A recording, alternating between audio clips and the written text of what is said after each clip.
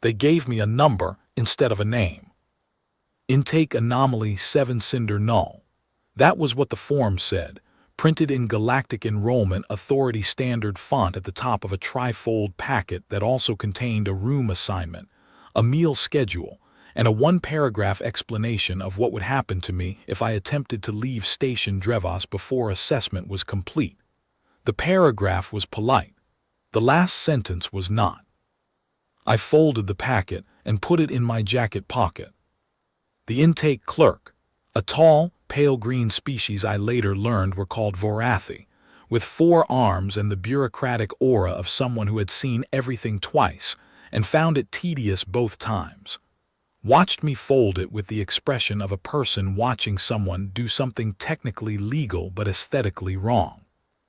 "You're expected in Wing 12 at 0700, she said. Her secondary arms were doing something with a datapad.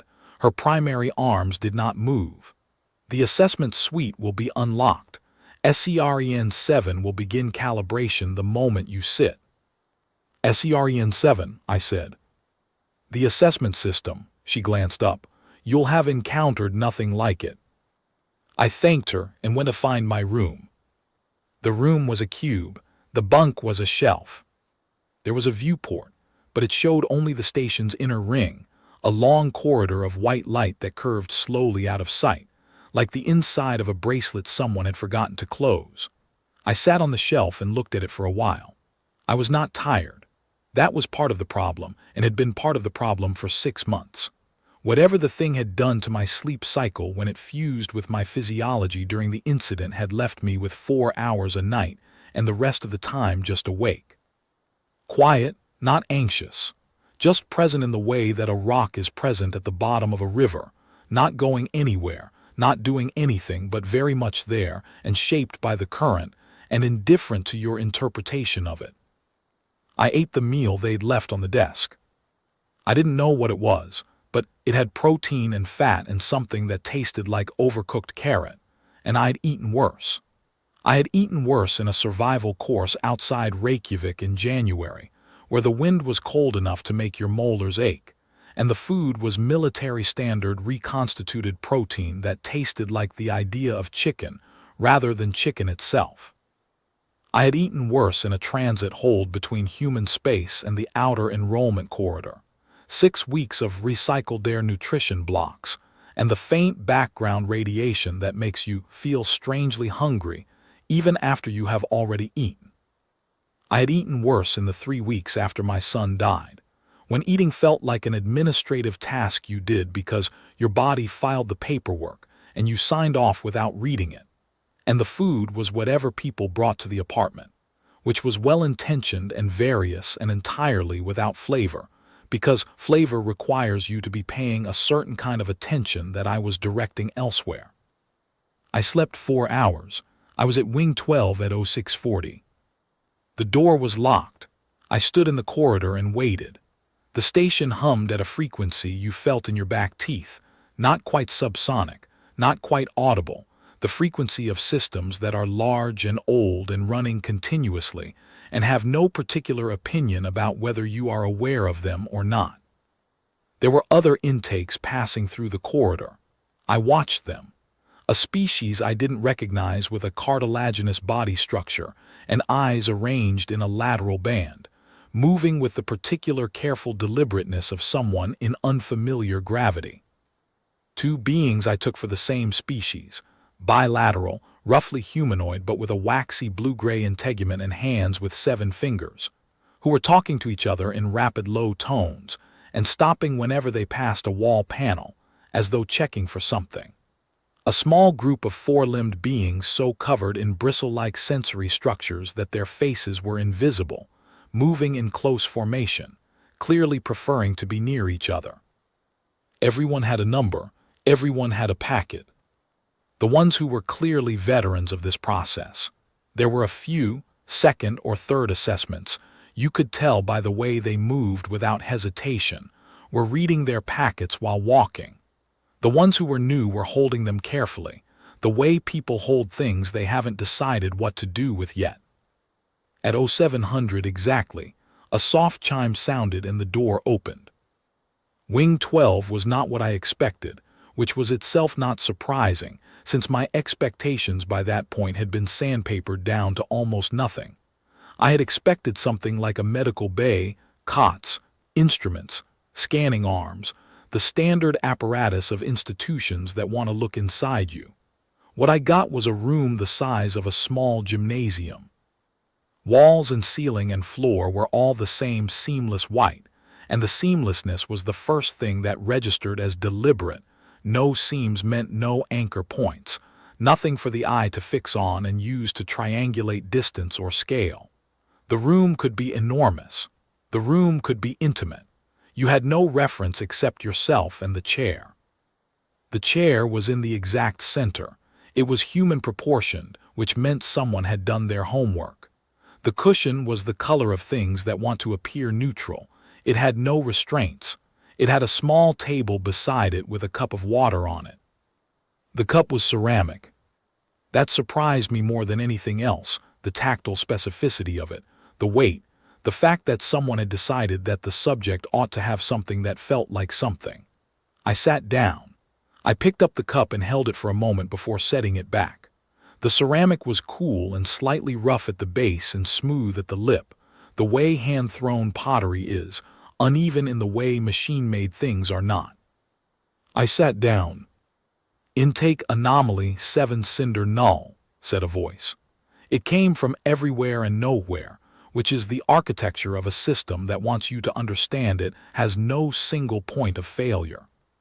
The voice itself was gender-neutral, precisely modulated, with a cadence that reminded me of the automated safety briefings on long-haul transports, calm, informative, and utterly indifferent to whether you were listening. The kind of voice designed to be heard in the part of the brain that processes instructions, not the part that processes conversation. "I am SCREN 7. This assessment will proceed in sequential tiers. You are not required to speak. Cooperation with sensory prompts is assumed. If you experience a physiological crisis, say the word anchor. Assessment will pause. This is not a weakness metric. The word exists because the data gathered during a crisis is not useful data. We need the data from before the crisis." That was a careful distinction. Someone had thought about it. "Understood," I said. A pause, briefer than it should have been for a system that had presumably just registered a response from a subject it had been told was anomalous. Not a processing pause, SCREN 7 processed fast. Something more like the pause of recalibrating an expectation. As though the system had expected something other than a simple acknowledged, and instead had received an acknowledged, and was noting the difference before proceeding. "We will begin at Tier 1, SCREN 7 said. "This is standard. All subjects begin at Tier 1. The lights shifted. Not dramatically, just a slight cooling of the spectrum, a few degrees toward blue. Blue light carries specific associations in most biological visual systems. Depth, distance, the particular quality of light that arrives from a source that is far away or filtered or partially blocked. The light in Wing 12 shifted and the room became, fractionally, less comfortable. Less like a room you might choose to sit in and more like a room you are in because you have no other option. Something subsonic began, just below the threshold where you would call it a sound. I felt it in my sternum and in the small bones of my inner ears, and in a general quality of the air that was different but would have been difficult to articulate as different if you weren't paying close attention. It was designed, I understood, to produce mild unease. Not fear, nothing so named or specific. The biological prelude to alertness. The thing your nervous system does when it is gathering information and has not yet decided what to do with the information, the state between awareness and response, which is also the state that most closely mimics low-grade threat. I drank some of the water. I had not been told it was for drinking. It was water and it was there and I was mildly thirsty, and the ceramic cup was cool and the water was room temperature, and drinking it was a thing I could do while the subsonic continued and the light held its blue-shifted position and the room waited. After what I estimated was 4 minutes, SCREN 7 said, Tier 1 complete. Baseline response logged. There was something in the voice. Not surprise, the system was not built for surprise. But a particular quality of recalibration, the auditory equivalent of a number being moved to a different column. The baseline had not landed where the model expected it to land, and the system had noted this with the same precision it applied to everything else. We will proceed to Tier 2, it said. Tier 2 was the smell. I will not make this dramatic because it wasn't dramatic in the way drama is usually discussed. It was a smell. The system, through some mechanism I still don't fully understand and would be speculating about unprofitably, introduced a compound that human neurochemistry processes as threat, not a specific threat. Not fire or blood or rot. Not any of the named hazards that evolution has helpfully labeled with specific sensory signatures, so that the organism can respond efficiently. Something older and more general than that. Something that predates the specific fears and speaks instead to the part of the brain that was running the same software 100,000 years ago, before we had language for what scared us, and before fear was a concept rather than a reflex. The smell of something very large that is aware of you. The smell of being watched from a direction you cannot see. Most sentient organisms, I was told much later in a conversation with a junior examiner who had drunk enough fermented grain product to be forthcoming about things she normally wouldn't be, show elevated threat response markers within 90 seconds of Tier 2 introduction. Heart rate elevation, respiratory shallowing. The small involuntary motor adjustments of a body that wants to move and is suppressing that want, which show up in the data as microtremors in the extremities and a particular pattern of blink rate increase. The body knowing before the mind does that there is something worth knowing about. I sat and thought about the sound the chair made in my kitchen at home when you pushed it back from the table. An ordinary chair. Kitchen table with a scratch along one edge where a corner of a previous table had been dragged across it during a move, years before the current table had been purchased, and the scratch had been acquired, and then forgotten about as scratches on table surfaces are. The chair was pine, painted white, and the join between the back legs and the rear rail had worked slightly loose over time so that, when you leaned back in it, the whole structure flexed and produced a sound that was not quite a creak and not quite a groan but something between the two, a sound that communicated. This chair is considering its options. My son had a habit of rocking backward in it when he was thinking. Just back to the point where the flex began, just to the beginning of the creak groan, and then forward again, and then back again. A rhythm. I used to tell him not to because the back legs were not designed for that kind of cyclic load, and the join would fail faster, and he would stop when I said it, immediately, without argument, in the way that children stop things when a parent speaks directly rather than with frustration, and then 30 seconds later start again without seeming to notice. Not defiance, just the way a thought requires a rhythm, and the rhythm requires a body, and the body finds a way. I used to watch him do it from across the table. I used to feel the particular low-grade helpless warmth of loving someone who is not yet afraid of the right things, who does not yet understand that chairs have structural limits and time has structural limits and certain things, once broken, do not return to the condition they were in before they broke. He had been 7. He would have been 8 by now. That's not a calculation I did very often because it did not help anything, but sometimes it arrived anyway and I let it arrive, and I let it sit there, and then I went on. The smell was still present. The room was still waiting for something to happen in me that I could helpfully demonstrate. I breathed slowly and watched my hands and let the grief be grief and the threat smell be a smell and the room be a room. Tier 2 complete, SEREN7 said. Another beat, longer than the first, proceeding to Tier 3. I had finished about half the water by Tier 3, which involved the floor appearing to drop without physically dropping. The visual field shifted, a specific optical manipulation that I later identified as a combination of projected light and subtle pressure changes in the room's atmosphere, creating the sensory impression that the surface beneath me had descended 6 centimeters. Every instinct in a bilateral nervous system has an opinion about the ground moving. The opinion is immediate and very loud, and not amenable to rational discussion. The ground is supposed to stay still. When it does not, the nervous system escalates to alert before the conscious mind can tell it that the ground probably did not actually move. I noticed the sensation. I checked with my feet. The floor was where the floor had been. I sat still. Simultaneously, the walls became reflective and then translucent. Through the translucence, which was another projected effect, I was fairly certain, not actual structural transparency, there was movement. Shapes. Activity that had the quality of urgency. Things moving with purpose and direction, the visual signature of a situation developing without you. It was designed to produce the specific anxiety of exclusion.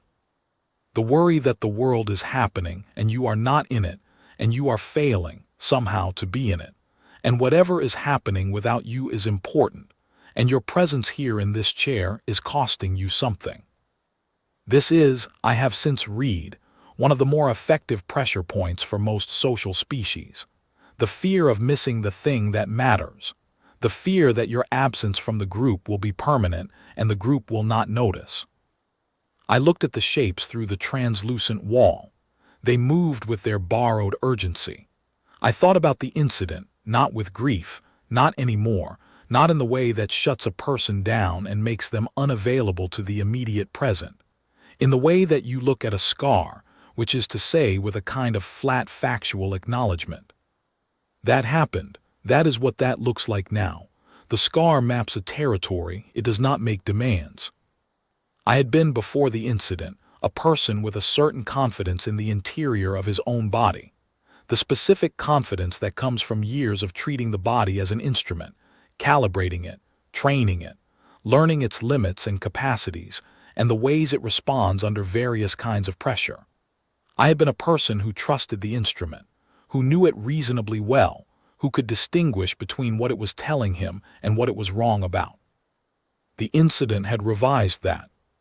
Something had passed through me, through my body, through whatever it is that a body is when it is more than tissue and chemistry, and in doing so had made clear that my model of the interior was incomplete. Not wrong, not destroyed. Incomplete in the specific way that a map is incomplete when there are territories it has not yet visited and has assumed, based on the surrounding geography, were probably unremarkable. They were not unremarkable. The shapes outside the walls moved with more urgency now. The subsonic had returned, layered differently than in Tier 1. The whole room was a compound sentence, and the sentence was, something is developing somewhere and you are not there, and you are not enough information, and you are not in control. I have not been in control, I thought, since the 14th of March. The thought was not despairing. It was almost organizing. When you have not been in control for long enough, the absence of control stops being a state you need to address and becomes simply the condition of your life, the weather you exist in. You dress for it.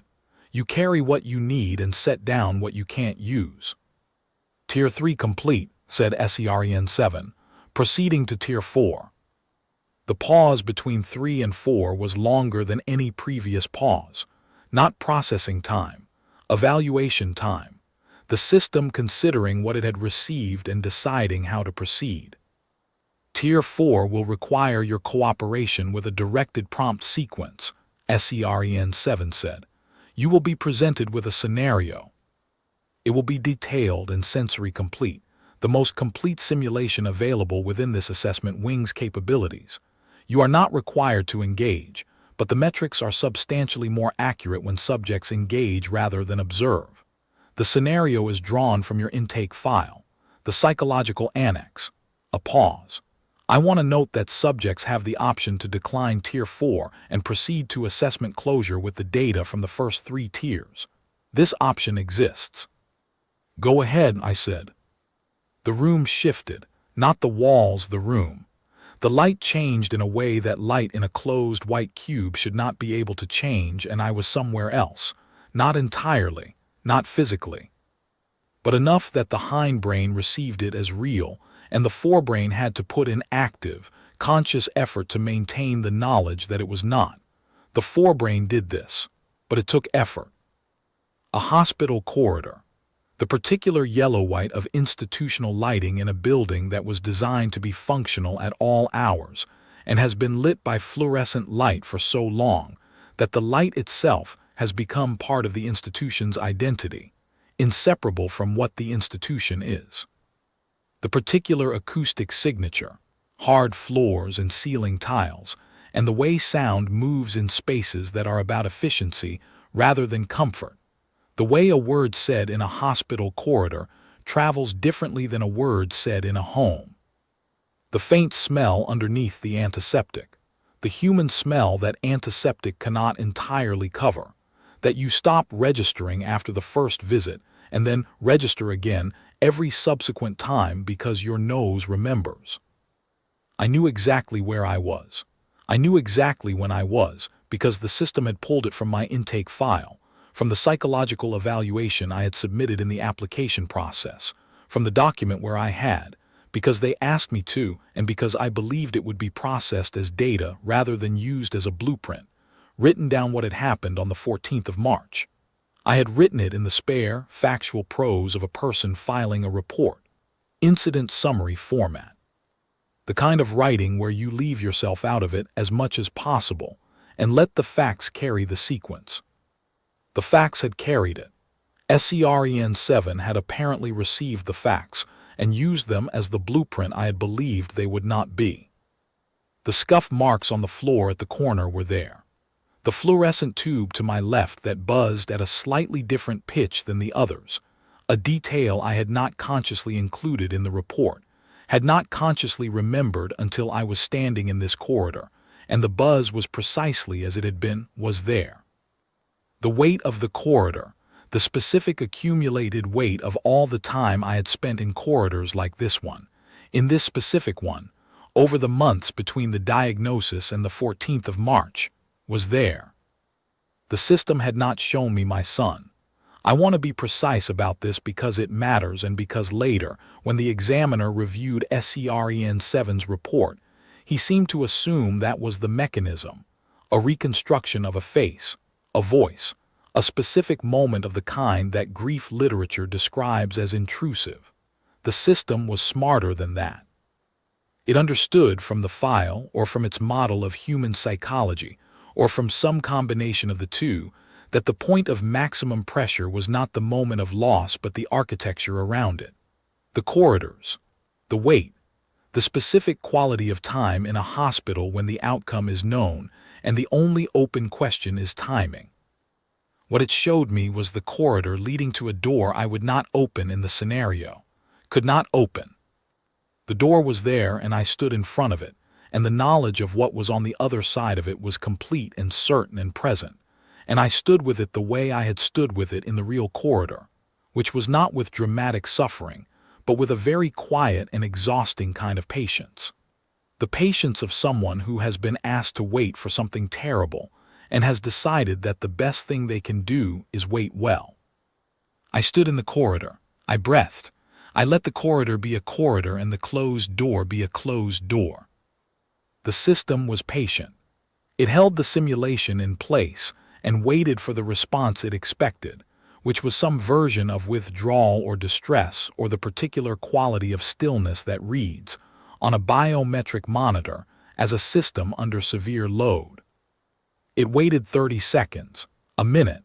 The fluorescent tube to my left maintained its slightly off-pitch buzz. The floor held its institutional scuff marks. The door held its closed configuration. There is a question, when you are standing in a simulated version of the worst corridor you have ever stood in, of whether the appropriate response is to engage with the simulation as a simulation or to engage with it as a version of the real thing.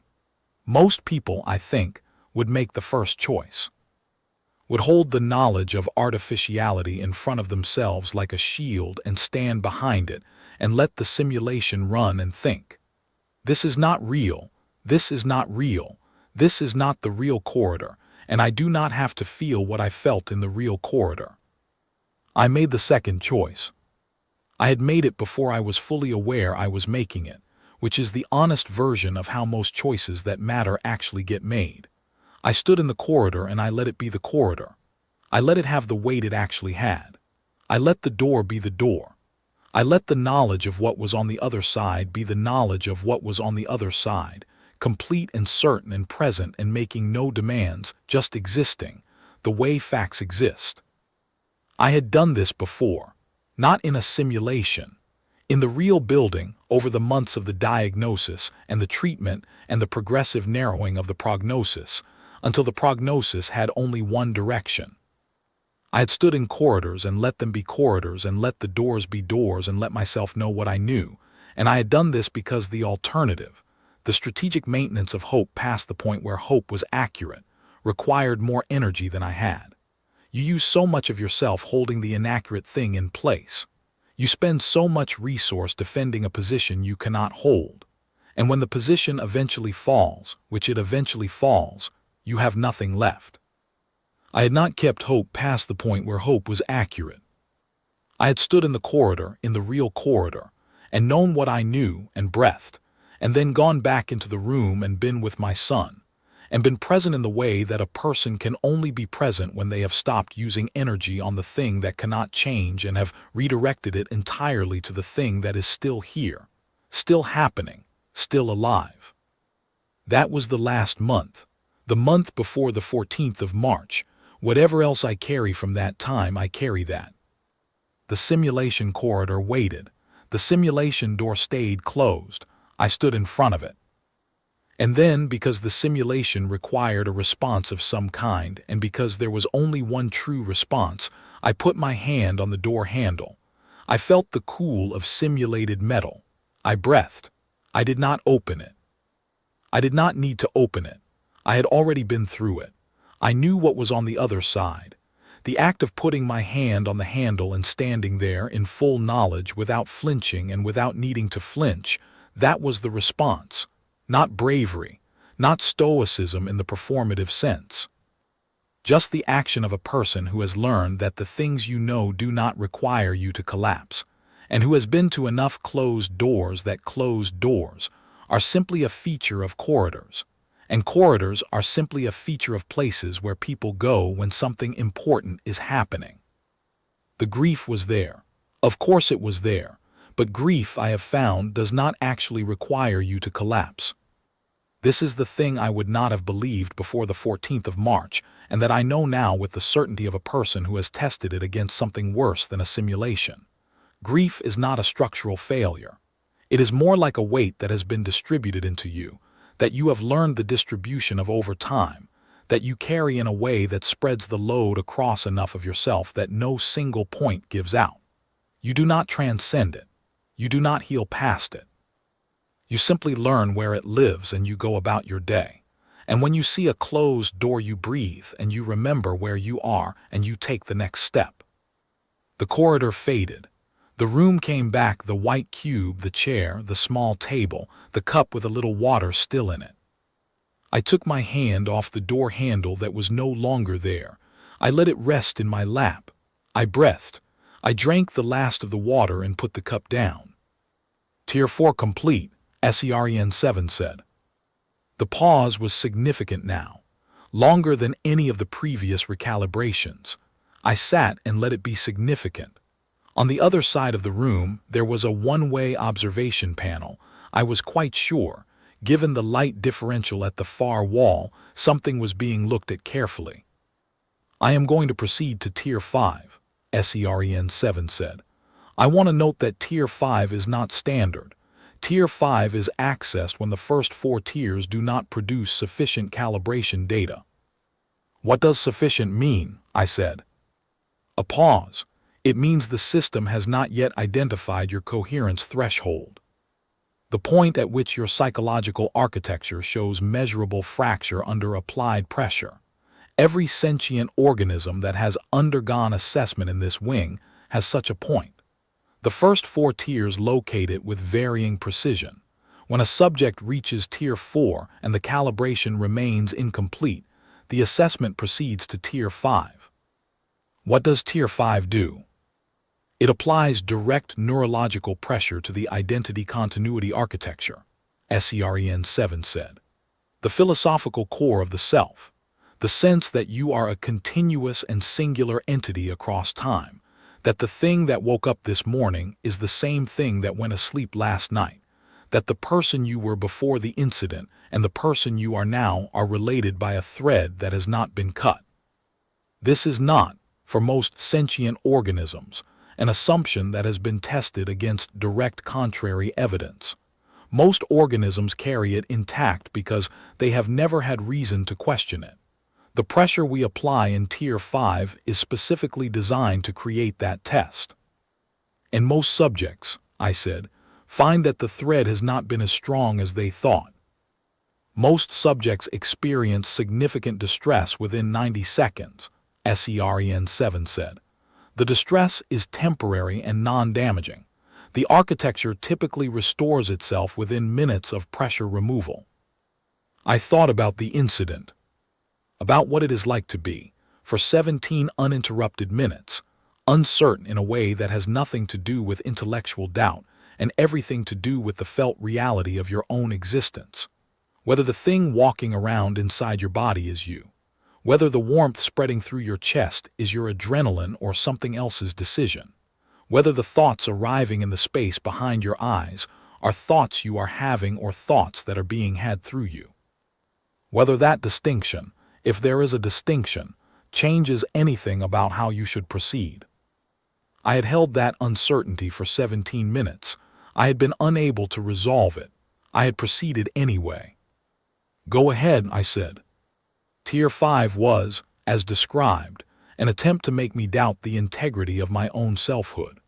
The system applied its combination of subsonic frequency, targeted atmospheric compounds, and projected visual distortion in a coordinated sequence specifically calibrated to attack the sense of continuous identity. The room itself became unreliable. The chair became briefly uncertain under me, not in the way that it moved, but in the way that my relationship to it became unclear, the distinction between myself and the surface I was sitting on becoming momentarily, disturbingly, contestable.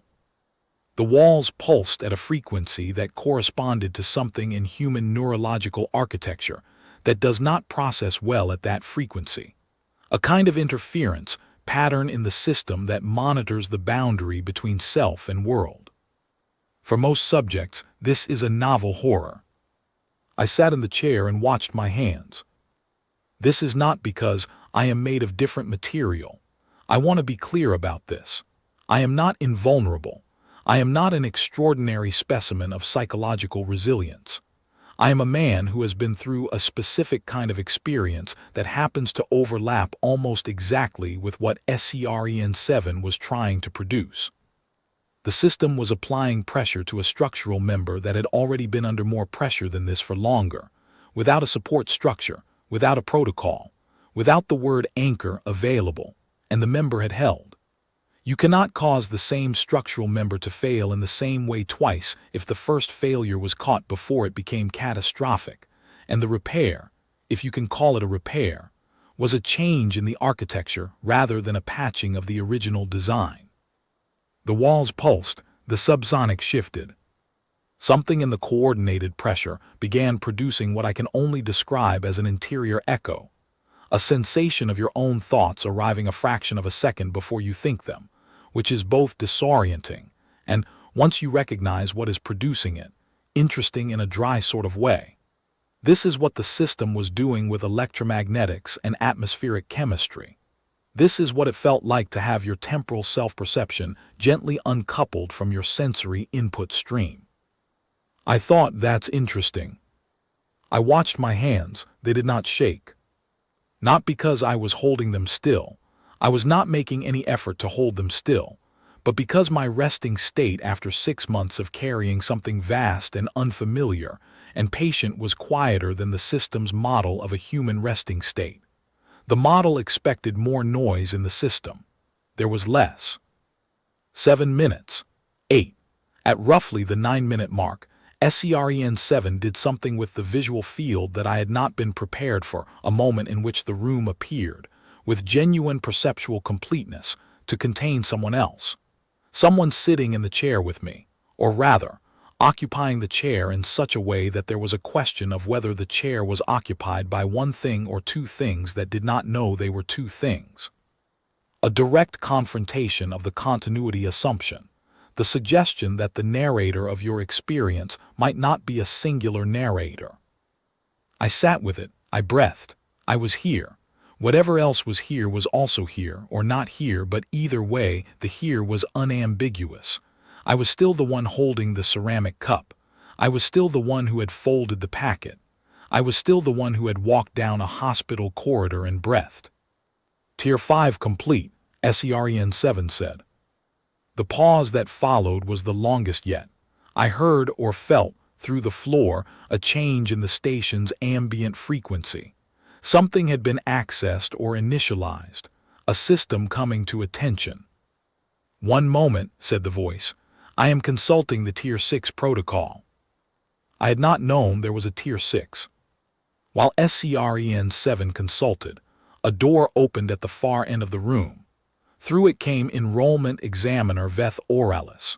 He was Vorathi, like the intake clerk, but where she had the weary efficiency of a person who processes paperwork, he had the posture of someone whose job was to have opinions, and whose opinions had never previously been challenged by the data.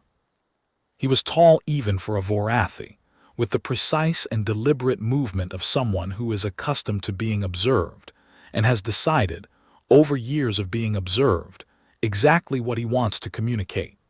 He carried a datapad in 2 of his 4 arms. The other 2 were arranged behind his back in a way that would later learn was a Vorathi posture of professional formality. He looked at me, he looked at the datapad. He looked at me again with the expression of a man who has been handed a form, and found that one of the fields cannot be filled with any value his training has prepared him for. "You are the human," he said. "I am," I said. "Your biometric response during Tier 5 was within standard deviation for your species at rest." He said this the way a clinician reads a result that has come back wrong, not wrong incorrect, but wrong unexpected, wrong requiring explanation. Specifically, within the deviation range for a resting adult male human in an unstressful environment, not a stressful environment, not an assessment environment. Not an environment in which the subject has been exposed to 5 consecutive tiers of escalating psychological pressure. A resting environment. "All right," I said. He looked at the datapad again. I watched his secondary arms. They were not moving, which I would later learn was Vorathi for thinking without wanting you to know how hard you are thinking. "That is not normal," he said. I gathered. "I have overseen 4,312 assessments in this wing," he said. 11 years. I have seen subjects from 47 species. I have seen organisms whose psychological architecture was unlike anything in the GAE training database, species that process identity and continuity in ways that the system's original designers did not anticipate, species for whom Tier 4 was irrelevant because their concept of loss functioned entirely differently. In 11 years, I have not had a subject for whom SCREN-7 reached Tier 5 and received data consistent with resting state normals. What usually happens at Tier 5? Tier 5 finds the floor, he said. Every time. That is what it was designed to do. That is what it has done for every subject for 11 years. The floor is different, the depth varies, the character of the fracture event varies, the recovery time varies. But there is always a floor. The premise of the assessment is that every coherent identity has a load-bearing limit and the system is designed to find it. He paused. SCREN-7 did not find yours. No, I said. He set the datapad on the table beside my cup. His secondary arms shifted, a small movement, the equivalent of clearing his throat. SCREN-7 wants to apply Tier 6. he said. "I came in here to tell you what Tier 6 is and to ask whether you consent to it." This was the first time anyone had asked me to consent to anything since I arrived at Station Drevos. The intake form had not contained consent language. The meal schedule had not contained consent language. The one-paragraph warning about leaving early had not contained consent language. The fact that Aurelis was standing here asking me whether I wanted to proceed told me something about what Tier 6 was. "What is it?" I said. "It is not a pressure application," he said. "The first 5 tiers apply pressure to your psychological architecture from the outside. They build from the exterior. Tier 6 does something different. It uses a biofeedback mechanism, subsonic resonance combined with a targeted atmospheric compound, applied at a frequency we have only recently learned is relevant, to interact directly with the structural anomaly SCREN7 detected in your intake scan." He stopped. I waited. "The structural anomaly in your physiology," he said. "The secondary signal, the thing in your intake file that is classified as unknown origin biological modification, which is what the GAE database returned when your medical scans came back and the system could not match the anomalous resonance signature to any known species or process." He looked at me directly. "Tier 6 will open a channel to that signal. Briefly, non-invasively, but a channel. It will allow SCREN7's instruments to observe what is there, and it will allow whatever is there to become, temporarily, aware of the observation." A pause. "Most Tier 6 theoretical subjects, who in 11 years have not existed until you, are described in the protocol document as having already survived a grade 7 or higher external identity disruption event. The protocol notes that Tier 6 for such subjects is confirmation, not test. It confirms that the restructuring that occurred during the disruption event was stable." "And if it isn't stable," I said. "Then you say anchor and we stop," he said. "But the protocol's theoretical literature suggests that subjects who have reached this tier without a Tier 5 fracture event are, by definition, subjects whose restructuring held. You do not arrive here with an unstable structure. You arrive here with a structure the system has not yet been able to describe." I sat for a moment. I thought about the incident, about the 17 minutes and what had asked something of me and what I had answered. About the 6 months since, and the 4 hours of sleep, and the quiet thing that lived behind a door in my chest that was usually closed, and that I had learned to live alongside the way you live alongside any permanent change. Not with comfort, not with peace, but with the functional accommodation of someone who has decided that this is the life now, and the life now is still a life. "Go ahead," I said. Aurelis nodded once and stepped to the side. He did not leave. "Tier 6. The room did not do anything dramatic. That was the first thing I noticed and the thing I want to record accurately, because the way the mind retrospectively shapes experience tends toward drama, and this was not dramatic. The walls were the same. The subsonic was almost absent, a faint frequency at the very edge of detection, not designed to disturb but to resonate, to find the thing it was calibrated to find. The change was interior. The door in my chest opened. That is the only way I have to describe it. There is a door in my chest that has been there since the incident, not a metaphor, not a psychological construction, but a genuine architectural feature of whatever my body has become since the incident reshaped it. It is usually closed. I have learned when it is closed, and when it is not, and how much of a gap is safe, and how much means I need to sit down and put my hand on something solid. In 11 years, 6 months, I have learned this the way you learn everything after a major disruption. Slowly, empirically, through the accumulation of experience that gradually becomes knowledge. The door opened. SCREN7's instruments had found the frequency and applied it, and the door opened in the way a door opens when someone on the other side turns the handle. Not a forced entry, a key. The thing on the other side was what had always been on the other side, something old. Something vast in the way that things are vast when they exist on a scale that individual human experience is not equipped to directly process, but that the human nervous system can gesture toward, the way you gesture toward a star by pointing at a point of light and understanding that the point of light is a fiction of distance. Something patient. Something that had needed for 17 minutes to use what I was, and had asked in a language of felt intent rather than words, whether I was willing, and had received something that functioned as willingness, and had done what it needed to do, and had left something of itself behind the way a flood leaves a watermark. The mark is not the flood, but it tells you the flood was there. The thing became aware of escalating observation.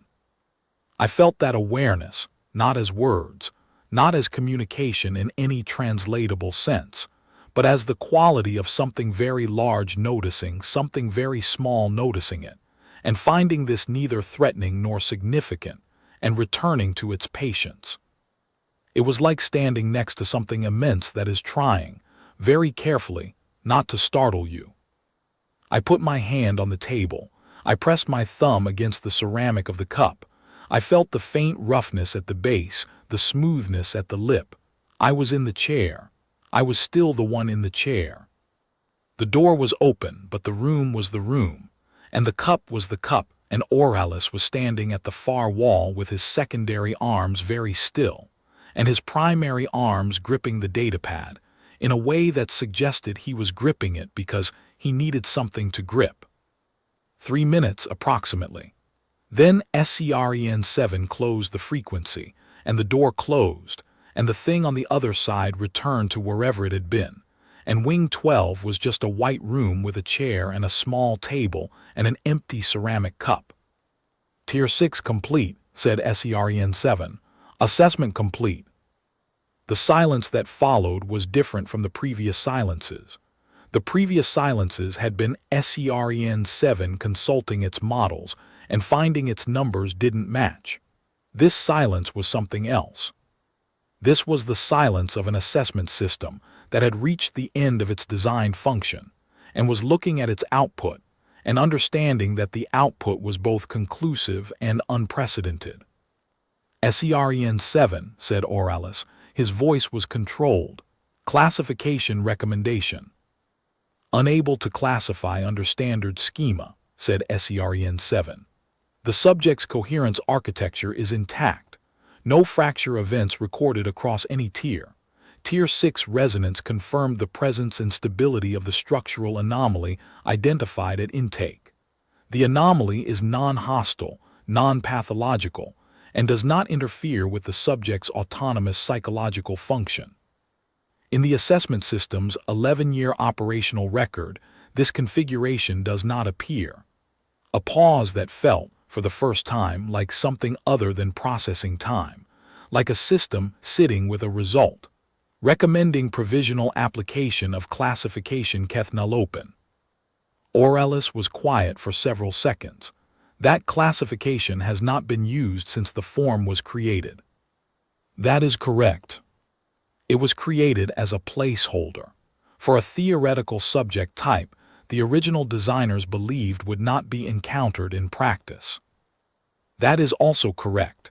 The original designers assessed the probability of encountering a subject bonded to a threshold class entity at approximately 1 in 170 billion.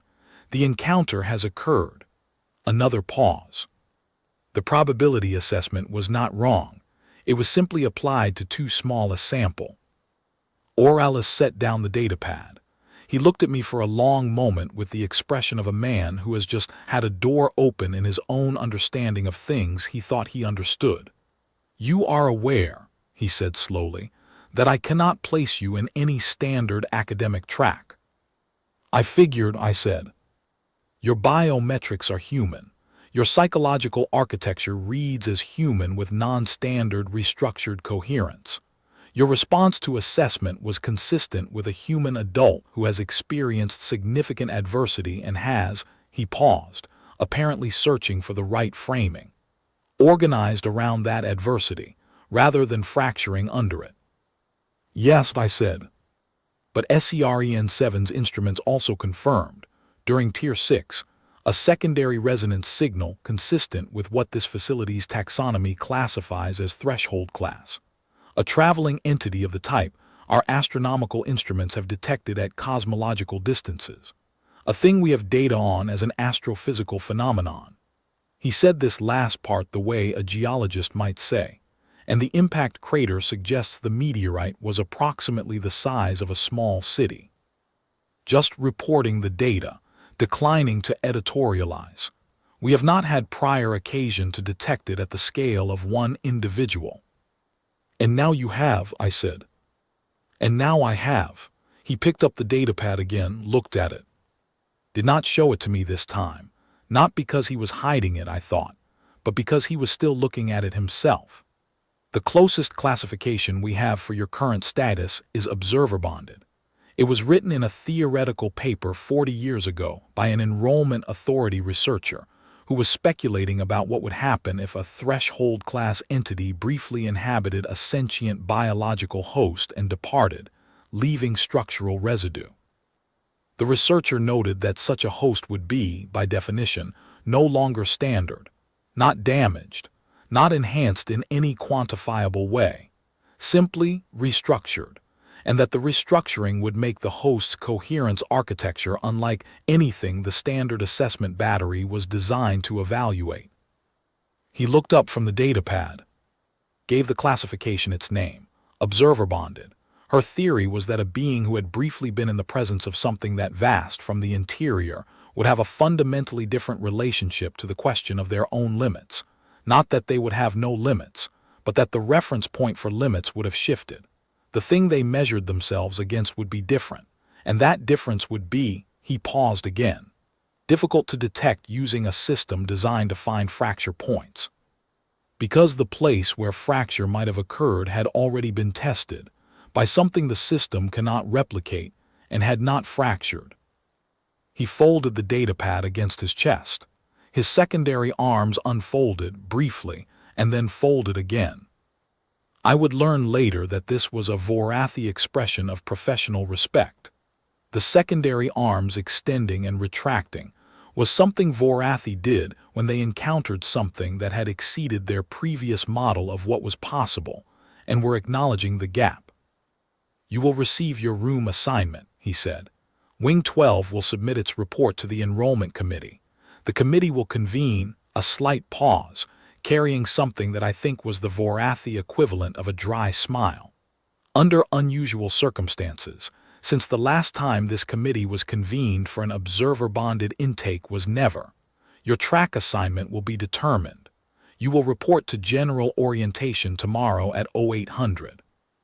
And in the meantime, I said, in the meantime you may use the cafeteria, the general recreation spaces, and your assigned bunk.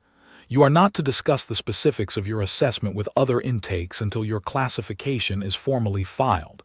This is a standard confidentiality protocol, not specific to your case. He moved toward the door, stopped, turned back. One more thing. I waited. The researcher who wrote the observer-bonded paper, he said. She included a note in the theoretical section. She wrote that such a subject, if ever encountered, should be understood as someone who had stood at the edge of something vast and come back, not unchanged, but intact. He looked at me steadily. She considered that distinction significant. So do I. He went out through the door. It closed behind him with the soft seal of a room designed to contain things. And then I was alone in Wing 12 with the empty cup and the chair and the seamless walls. I sat for a moment. I looked at my hands. I picked up the cup and held it. Ceramic, cool, slightly rough at the base, smooth at the lip. Here in this room at this moment. Then I stood up, and the chair scraped back against the floor, and I walked out. The corridor outside Wing 12 had the station's ambient hum and its curved white light. Early enough that the traffic was light. A few intakes moving between assessment and dining. A maintenance unit rolling silently along the far wall. Two Vorathi administrators talking in low tones by a wall panel. I passed a young Drevian sitting against the wall with a datapad in both handling limbs and its threat display fully open, which in Drevians was the equivalent of sitting very visibly upset in a corridor hoping someone would notice. I stopped. "Wing 12, I said. It looked up. "Tomorrow," it said in careful enrollment standard. "I have been told to report tomorrow. I have been reading the intake literature." The handling limbs tightened on the datapad. "It says SCREN 7 finds everyone's breaking point." "It does," I said. "I don't want to know what mine is," it said. It was being very honest. I appreciated the honesty. "Most people don't," I said, "but most people survive knowing." I looked at the datapad in its hands. "The intake literature doesn't mention this, but there's water in there. A ceramic cup, actual ceramic. Drink the water before Tier 2, something to do with your hands helps." The Drevian looked at me. Its threat display shifted, not closed, but changed in quality, less braced. "It found yours," it said. I thought about the researcher's note, about intact, about the door in my chest, currently quiet, and the vast patient thing behind it, and the ceramic cup now sitting on the small table in a white room where an AI proctor had spent 6 tiers trying to find the floor of me, and had filed a report that used a classification that had never before needed to be used. "It found what I keep things in," I said. "That's different from a breaking point." I went and found bunk 7. It was identical to the previous night's bunk. Cube, shelf, viewport. The viewport here looked out at a longer section of the inner ring, the curve more gradual, the sight line extending further into the station's own interior geography. There were other windows along it, other occupants of Section Keth, silhouetted, going about their evenings. I watched them for a while without trying to read anything into what they were doing. The door in my chest was closed, quiet. The vast and patient thing behind it had returned to its patience, which was a deep and old patience, the kind that does not need anything from you right now and is content simply to be where it is. I had learned over 6 months that it was not a threat. It was not a presence that wanted anything. It was more like sediment, the trace left by something large that passed through, which does not demand that you know what the large thing was, only that you acknowledge it was there. I took the intake packet out of my jacket pocket, unfolded it. At the top in GAE standard font, 7 Cinder Null. I looked at the number for a while. Somewhere in the station, a committee that had never been convened was being convened. A form that had never been used was being used. A classification that had been a placeholder for 40 years was, tonight, being filled in for the first time with a subject's number, and then a track assignment, and then a desk in some classroom in some wing of this institution that would have no prior reference for what to do with someone whose assessment said, in its careful bureaucratic language, "No floor found within protocol limits, observer bonded, provisional." I folded the packet and put it in my pocket. I slept 4 hours. When I woke, the ring corridor was already bright with day cycle light, and the other windows had people in them, and somewhere in the station a cafeteria was beginning its service cycle. I ate what the room system produced, protein and fat, and the ambiguous carrot-adjacent thing, which I had decided I was going to eat every time it was offered until I figured out what it actually was, as a project, something to give the long alert hours a purpose. I walked to the cafeteria. I got a tray. I sat at a table by a viewport and ate. Outside, the inner ring curved away in both directions, white and illuminated and permanent. Somewhere in its archive, a file was being updated. Somewhere in a committee room, someone was looking at a form with a field that had never been filled and deciding what track to write in it. Somewhere in Wing 12, SCREN 7 was running Tier 1 for the next subject, beginning again at the baseline, certain of the process even if the last process had returned a result it had not previously encountered. The data point would be in the record. That was enough. That was what it needed to be. 4,000, 313 files in the archive, all of them looking more or less alike, and one that didn't. Filed under a classification a researcher wrote 40 years ago for a theoretical subject she expected would never exist. She had been precise about what to call it, and I thought she had been right. Not unbroken, not invincible. Not a different kind of creature than the thing that had sat in a kitchen, watching a 7-year-old rock back on a chair, and feeling the low, helpless warmth of loving someone who was not yet afraid of the right things. Intact. I finished my breakfast, I cleared the tray, I went to find orientation.